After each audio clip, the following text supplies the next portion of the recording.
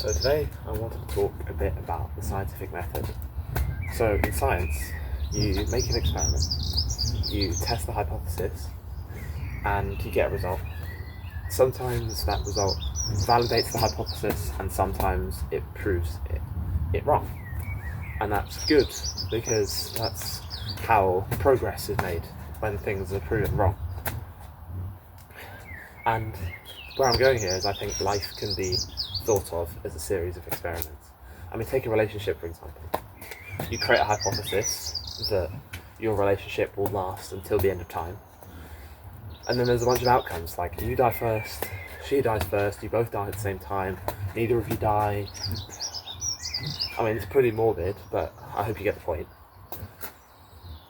And then the problem is, when we make a decision in life, we often think that we'll never be able to pull the eject button. I mean, that's the nature of a decision. It's a set in stone thing. You do it once and then you never think about it again.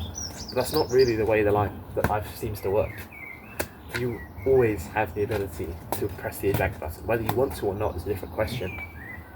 But thinking of it as an experiment turns it into play a little bit. It makes it so much easier for you to just be like, oh, I didn't like that, I'm going to try something new. It takes away the seriousness. And that has its advantages and disadvantages. Sometimes you want decisions to be serious. Like if you think about who you're going to marry, you don't really want to think about it like an experiment, because that's kind of what goes against how it should probably work, and you probably should think a lot and about that kind of decision.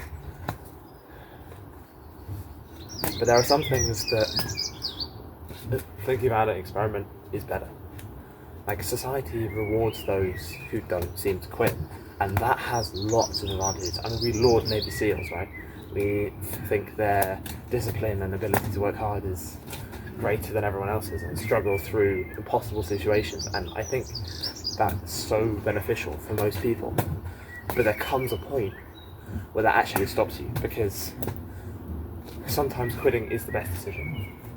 And I know people probably don't want to hear that, and it might, hopefully, you listening to this, not someone who just takes things too easy and quits when it's hard and not when it's easy. Because you can say all of this, oh, it was the right time to quit, when you actually just didn't try at all. And then there's a big difference between the two. But when your ego gets involved, it's very hard to hear that it's not the right thing for you and you actually should leave. Especially when you build that identity of, I'm not someone who quits. It's tough. But progress is often made when you have unexpected results. I mean, take this example in physics. In 1859, Urbain Le Verrier, I probably botched that, but he discovered that the point of Mercury closest to the Sun moved 43 arc seconds faster than Newton's laws predicted. That is a negligible amount. Negligible. But he decided to take it seriously, and he thought, oh well, this might be wrong. I mean, he actually hypothesized there was an existence of another planet. I don't know what it was called, but I think that just goes to say that sometimes, even if we find something that's wrong, we don't believe it's wrong. We try to find something that validates what we already know is true, which is a whole other point. But eventually, that mistake and that inaccuracy led to Einstein's theory of relativity being discovered. I mean, physics is the seeking of truth. That's the aim of physics, via experiment and via theory. And I like to think life can be the seeking of truth as well. It's way harder, and because we have these emotions and egos which ideally science shouldn't have.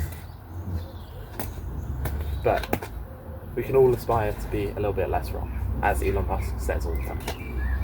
Well, you might not succeed all the time, but it's worth a shot.